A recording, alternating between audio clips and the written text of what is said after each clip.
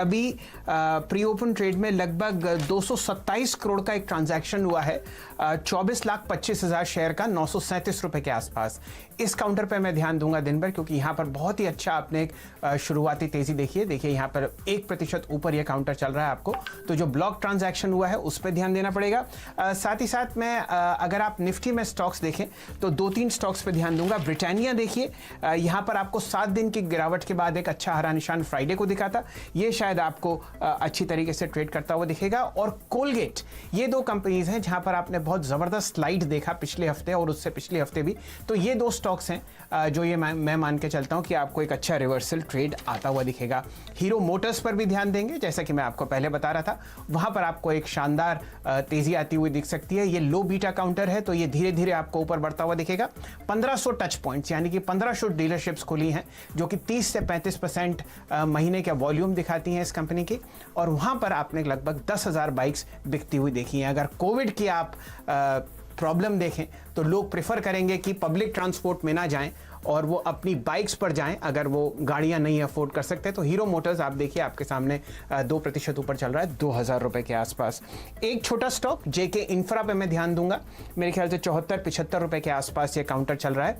यहां पर 560 करोड़ का आपने एक ट्रांजैक्शन आते हुए देखा, जो कि उनको डील मिली है एचडीएमसी का हेडक्वार्टर बनाने की। वॉल्यूम और प्राइस एक्शन वहां पर बहुत शानदार था। तो ये 4 या 5 स्टॉक्स मैं दिन में देख रहा हूं, और सबसे अग्रणी नंबर पर हीरो मोटर्स है मेरे सामने। और अगर हम जेके इंफ्रा का स्टॉक देख लें स्क्रीन पर डायरेक्टर साहब, तो हमारे दर्शक समझ पाएंगे। जी हाँ, ये देखिए ऑलरेडी 2.5% ऊपर है, 76 रुपए के आसपास। यहां पर लगभग 89 रुपए का आपको सर्किट लगता हुआ दिखेगा। शानदार वॉल्यूम फ्राइडे को 6 लाख शेयर ट्रेड हुए थे, जिसमें 47% डिलीवरी आपको तब्दील होती हुई दिखी है। तो हीरो मोटर्स और जेके इंफ्रा, ये मेरे 2 पिक्स होंगे दिन के लिए। हेमंत जी। बिल्कुल, और आरआईएल को मत भूलिए। आप देखिए इस समय एक ब्लॉक हुआ है, करीब करीब 2.6 लाख शेयरों का ब्लॉक हुआ है, और ये वो स्टॉक है जो बाजार को देखिए इस समय सहारा देता हुआ आपको नजर आएगा। तो बाजार इस समय इन लेवल्स पर इसलिए टिका हुआ है, और 9,350 को लांग क्यों रहा है, अगर आप ये उत्तर ढूंढेंगे तो आपको रिलायंस इंडस्ट्रीज में ये आंसर मिल जाएगा। और देखिए फिर हमारे एक्सपर्ट सब यही कह रहे थे, 9,350 को अगर ये मार्केट होल्ड कर ले जाता है तो 9,400 9,500 तक के लेवल्स देखने को मिलेंगे। तो इसी स्टॉक के ऊपर रखिए नजर, क्योंकि ये वो स्टॉक है देखिए जो अपने हाईज के करीब पहुंच रहा है, और ये अगर ऊपर रहता है तो ये मार्केट को और ऊपर लेकर जाएगा। तो एक स्टॉक जिस पर मेरी नजर बनी हुई है सुबह प्री ओपनिंग ट्रेड से अब तक, तो वो रिलायंस इंडस्ट्रीज पर है। पिछले हफ्ते हमने देखा बहुत सारी पॉजिटिव खबरें आई इन्वेस्टमेंट की, और अब आप देखिए ये बढ़ता ही जा रहा है। तो 1600 का स्तर इसने लांग लिया है। पहली राय इसी के ऊपर ले लेते हैं हमारे एक्सपर्ट से। राजेश पालविया जी, बताइए पड़ाव क्या है अगला, और फिर निफ्टी के लिए भी लेवल्स बताइए, क्योंकि आप भी सुबह आज कह रहे थे कि 9,400 9,600 इसको छूने की कोशिश करेगा बाजार, अगर 9,350 को पार करेगा। और देखिए आज 130 पॉइंट का जो तेजी है निफ्टी में, उसमें 30 पॉइंट से ज्यादा का कंट्रीब्यूशन आरआईएल का है, और उसके बाद एचडीएफसी बैंक और बाकी प्राइवेट बैंकिंग स्टॉक्स का है। बताइए मार्केट को कैसे अप्रोच करेंगे खुलने के बाद अब? देखिए हेमंत जी, बहुत अच्छी ओपनिंग हुई है, और जिस तरीके का कंट्रीब्यूशन रिलायंस से देखने को मिला है, 1600 के लेवल के आसपास पहुंच चुका है। मुझे लगता है और मोमेंटम यहां से बनेगा। 1640 जो हम डिस्कस भी किए थे ओपनिंग के पहले, वहां तक के टारगेट मुझे लगता है रिलायंस इंडस्ट्री में देखने को मिलेंगे। निफ्टी में बात करें तो निफ्टी अब 9350 अब यहां से इंपॉर्टेंट लेवल रहेगा आज through out the day intraday के हिसाब से। अगर हम इसके ऊपर ट्रेड करते रहे तो बिल्कुल एक अटेम्प्ट करेगा मार्केट 9,400 का क्रॉस करने के लिए, और फिर मुझे लग रहा है कि अगले 1 या 2 ट्रेडिंग सेशन में 9,600 9,700 के जोन में भी बिल्कुल निफ्टी जाता हुआ दिखना चाहिए। बैंक निफ्टी का सेटअप भी काफी अट्रैक्टिव लग रहा है, 19,650 के आसपास अब ये ट्रेड कर रहा है। मुझे लगता है बैंक निफ्टी में भी जो इमीडिएट हर्डल है 19,650 19,800, ये क्रॉस होते ही हमें लगता है बैंक निफ्टी में भी 20,500 तक की रैली यहां से एक्सटेंड होती हुई दिखेगी। तो अगले एक या 2 ट्रेडिंग सेशन काफी इंटरेस्टिंग रहने वाले हैं। जिस तरीके से मार्केट ने ओपनिंग के बाद 9,350 को होल्ड किया हुआ है, मुझे बिल्कुल लग रहा है कि ये मार्केट बिल्कुल ब्रेकआउट देगा 9,400 का, और 9,600 और 700 के टारगेट भी देखने को मिलेंगे। चलिए, मेरे ख्याल से अगर आप आज बाजार पर ध्यान दे रहे हैं तो रिलायंस के स्टॉक पर देखिए, यहाँ पर आपको एक शानदार शुरुआती तेज़ी देख रही है। हेमंत जी ने थोड़ी देर पहले एक ब्लॉक डील की चर्चा करी थी। फाइनली यहाँ पर सुबह अगर आप देखें तो एक हल्का सा गैप अप ओपनिंग हुआ है। 1600 रुपये के आसपास ये स्टॉक ट्रेड कर रहा है और उच्चतम लेवल आपने देखा था लगभग 1610। तो यहाँ पर 10 लाख करोड़ से मार्केट कैपिटलाइजेशन आपको बढ़ती हुई दिखेगी और फिलहाल आपके सामने बहुत अच्छी तरीके से ये स्टॉक कंसोलिडेट आपको करता हुआ दिखेगा। और कहाँ आपको शुरुआती तेज़ी दिख रही है बाजार में? अगर आप छोटे और मंझले शेयर्स देखें तो आपको हाइडलबर्ग में ठीक ठाक तेज़ी दिखेगी, 2.4% ऊपर ये स्टॉक चल रहा है। फर्टिलाइजर शेयर्स में आपको अच्छी तेज़ी दिख रही है। NFL 3% ऊपर है, 24 रुपये के आसपास। आप बंधन बैंक में नतीजों से पहले एक अच्छा अप ट्रेंड देख रहे हैं, 247.50 के आसपास चल रहा है। यहाँ पे आपको 10 लाख शेयर ट्रेड होते हुए दिख रहे हैं, 3% ऊपर। और LIC हाउसिंग फाइनेंस जो पिछले 2-1 दिनों से अच्छी तरीके से आपको ट्रेड करता हुआ दिख रहा है, वहाँ पर 2.25% की तैयारी है, 270। मेरे ख्याल से अगर कोई स्टॉक है सुबह के सत्र में जो आपको बहुत अच्छी तरीके से ट्रेड करता हुआ दिख रहा है तो वो है HDFC बैंक, जहां पर एक शानदार ब्लॉक डील हुई है, और रिलायंस इंडस्ट्रीज, वहां पर आपको एक बहुत अच्छा बाउंस आता हुआ दिखेगा शुरुआती सत्र में। शानदार शुरुआत फिलहाल आपके सामने बाजार में होती हुई, और एक सेक्टर जो बहुत ही जबरदस्त तेजी दिखा रहा है अगर आप उस पर नजर डालें तो वो है ऑटो कंपनीज का। देखिए, टाटा मोटर्स में खुलने के बाद आपने 2% का स्विंग आते हुए देखा है, और अब इसके पीछे बजाज ऑटो पे नजर डालिए जहां पर आप एक काफी अच्छे वॉल्यूम के साथ तेजी बढ़ते हुए देख रहे हैं। टाटा मोटर्स पे इनफैक्ट करीब 11% वॉल्यूम अब तक हमने होते हुए देख ली है, और एवरेज के सामने तो एक काफी बेहतर वॉल्यूम मोमेंटम आपको यहां देखने को मिल रहा है। पालवे जी, टाटा मोटर्स पे क्या कॉल देंगे आप? प्रदीप जी, जिस तरीके से टाटा मोटर में एक बेस फॉर्मेशन हो चुका है, उसके बाद स्टॉक में जो करेक्टिव मूव था, ये करीब 78 के आसपास वापस स्टॉक ने सपोर्ट लिया है करेक्शन में।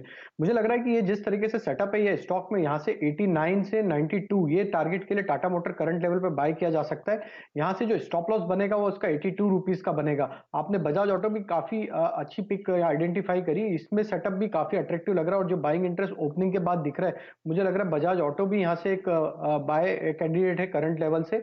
यहां से जो स्टॉप लॉस बनता है बजाज ऑटो का, वो 2430 का बनेगा, और ऊपर में मुझे जो लग रहा है टारगेट इसमें देखने को मिल सकते हैं वो 2550 तक के टारगेट इसमें आते हुए दिखना चाहिए। तो बजाज ऑटो और टाटा मोटर ये दोनों काफी अट्रैक्टिव लग रहे हैं, दोनों स्टॉक को बाय करके चलना चाहिए।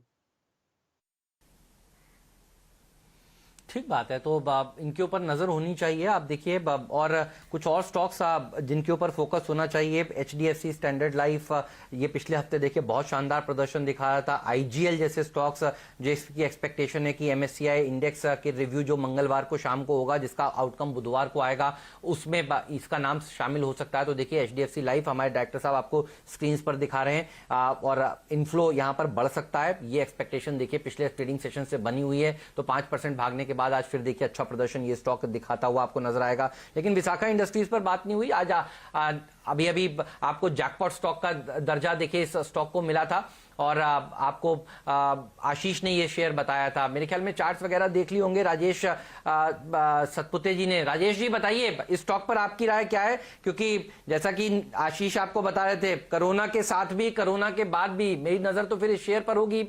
कितना भाग सकता है ये आज के दिन? हेमंत, मुझे स्क्रिप्ट का नाम ठीक से सुनाई नहीं दिया, प्लीज रिपीट करना। विशाखा इंडस्ट्रीज इसकी बात हो रही है, और ये वो एवरेस्ट इंडस्ट्रीज, माफ कीजिएगा, इसकी बात हो रही है। विशाखा इंडस्ट्रीज और बाकी के स्टॉक्स भी मैं देख रहा हूं इसके साथ साथ अच्छा प्रदर्शन दिखा रहे हैं। मैं देख रहा हूं रैमको में भी देखिए तेजी देखने को मिल रही है। तो इसका जो रब ऑफ है एवरेस्ट इंडस्ट्रीज का, वो विशाखा पर, रैमको पर, सब पर पड़ता हुआ नजर आ रहा है। तो एवरेस्ट इंडस्ट्रीज बताइए क्या व्यू है आपका, उसके बाद फिर इन स्टॉक्स की बात भी करते हैं। एवरेस्ट इंडस्ट्रीज में जिस तरह से पैटर्न उभर के आ रहा है, इससे zigzag फॉर्मेशन, लोअर लेवल पे 165 का एक स्ट्रॉन्ग सपोर्ट था। इनफैक्ट आज एक बहुत अच्छा मूव हमने देखा, प्रोबेबली आप देखोगे 200, क्योंकि सुबह का एक माइनर प्रॉफिट टेकिंग हुआ और उसके बाद फिर से रैली जो है ये रिज्यूम होगी, तो एक अच्छा भाव मिल रहा है आपको। 50 डे में 182 के आसपास था, वही उसी लेवल पे ये मेंटेन हो रहा है।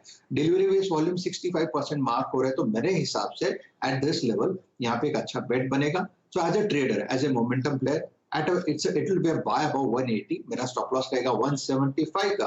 अपसाइड में मुझे लगता है 200 और 200 ये उसके दो टारगेट हो, 200 पहला और 208 ये उसका दूसरा टारगेट। ये मोमेंटम का टारगेट है। प्रोबेबली अगर आप थोड़ा पोजिशनल देखे थोड़ा वक्त है तो 230 का मेरा इसका टारगेट बनता है। So Everest industries looks good at this level, it will be a buy above 180।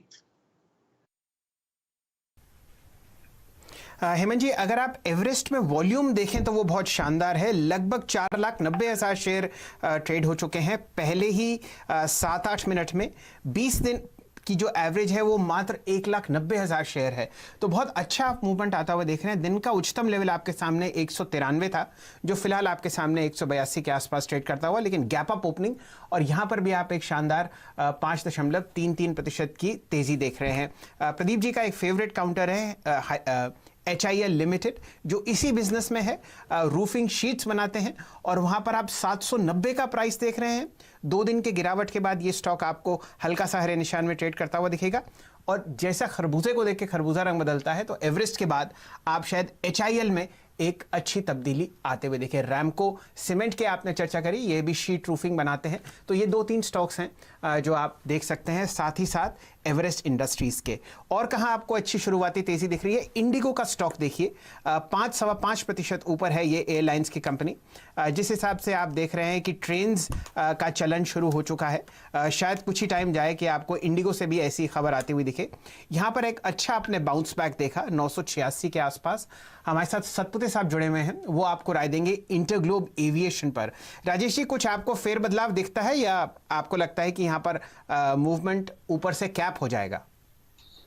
शैल जी, जिस तरह से रिकवरी है, मुझे लगता है यहाँ पे एक स्विंग ट्रेड तो डेफिनेटली बनेगा, जिसका टारगेट करीबन 1020 से 1040 यानी करंट लेवल से 40 to 50 रुपीज का एक पुल बैक यहाँ पे बनता है।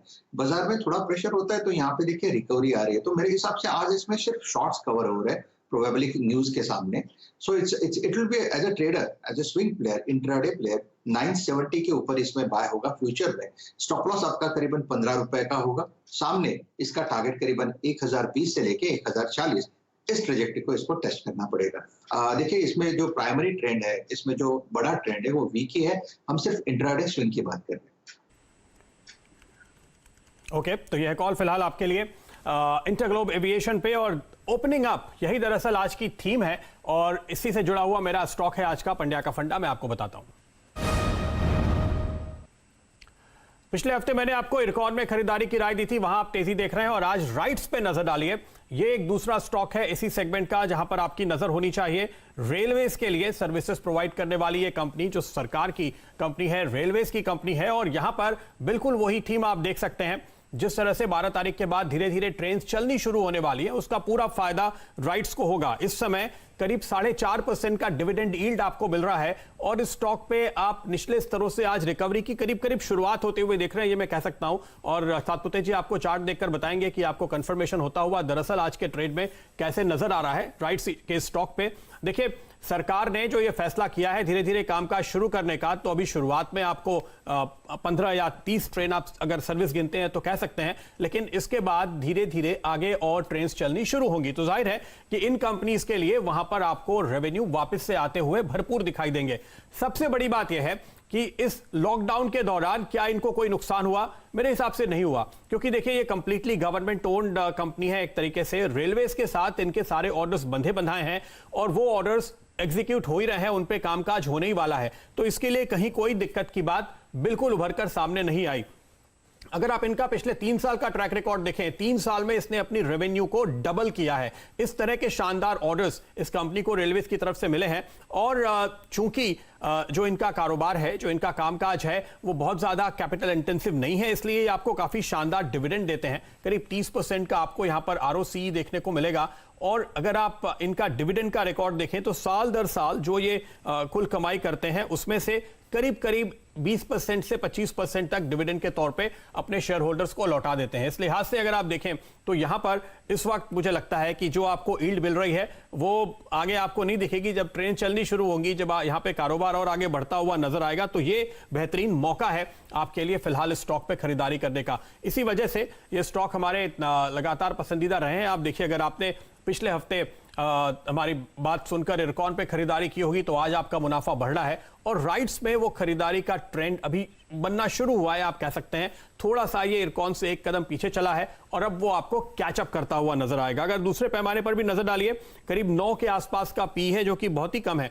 3 साल में कारोबार डबल करने वाली कंपनी के लिए 9 का पीई मुझे तो नहीं लगता कि आपको बाजार में मिलेगा। 4.25 से 4.5% की डिविडेंड यील्ड वाले स्टॉक पे इस वक्त के वैल्यूएशंस आपको काफी ज्यादा सस्ते नजर आ रहे हैं। इसलिए मेरी राय है कि आप राइट्स पे दाव लगाइए। इरकॉन तेज हो चुका है, आईआरसीटीसी पे सर्किट लग चुका है, आरवीएनएल पे आप एक शानदार शुरुआत देख रहे हैं और अब राइट्स पे आप देखिए वॉल्यूम तेजी के साथ बढ़ते हुए। सातपुते जी, इस चार्ट पे नजर डालिए, क्या देखते हैं आप? मुझे तो लगता है कि देखिए इसने करीब 6 दिनों का जो कंसोलिडेशन था उसके ऊपर आज एक स्ट्रॉन्ग ब्रेकआउट दिया है वॉल्यूम के साथ।